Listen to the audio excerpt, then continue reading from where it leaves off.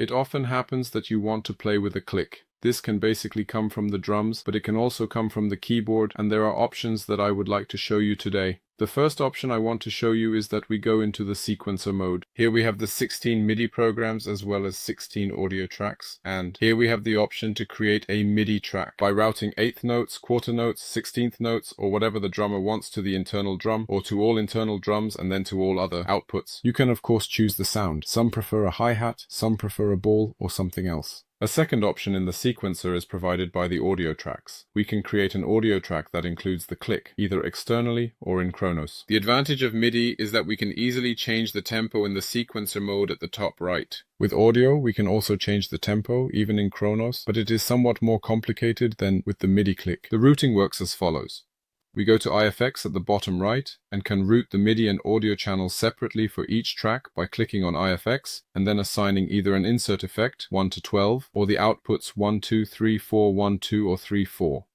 Here in the audio backing, I have routed the backing tracks to outputs 3 and 4 so that the sound engineer can mix them separately. My click track is on channel 12, which I have routed to outputs 1 and 2. 1 goes to the drummer and 2 to our mixing console so that each musician can listen to the click individually whenever they want. Another option that works not only in sequencer mode but also in combination and in the programmer is that we take the drum track. I am now carefully switching to a combination that I have prepared. I have placed a drum on timbre 16. I have made it a bit quieter already to have some headroom, and I am now using this for my drum track. To do this, I go to EQ, Vector Control, select drum track, and choose a preset.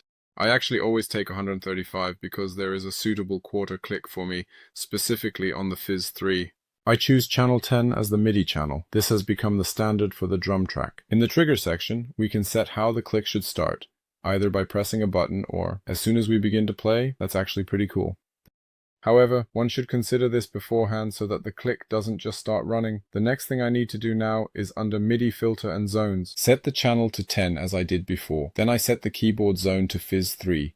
Since that is the quarter note hi-hat that we prefer. And since our drummer would rather have a cowbell instead of a hi-hat, I set it to plus 25 or plus 26. Those are two different options depending on which one he would like. Then I need to route the output under EFX to 1, 2, click away this drum track, and then it's done. One last possibility would be, if the drummer has the technical means, that we output a MIDI clock signal via MIDI. This means we send our tempo to the drummer, to their metronome, to their E-drum, or however it may be. For this, we need to go into the global settings. We set the MIDI clock to internal here under MIDI. This means we output the MIDI signal and we are the main producer, thus the master system. If the drummer also has a MIDI-capable device and can generate a clock, we can also go for external MIDI or external USB here. Then the drummer is the one keeping the time. Those were the options I used. If you have any questions about it, feel free to reach out.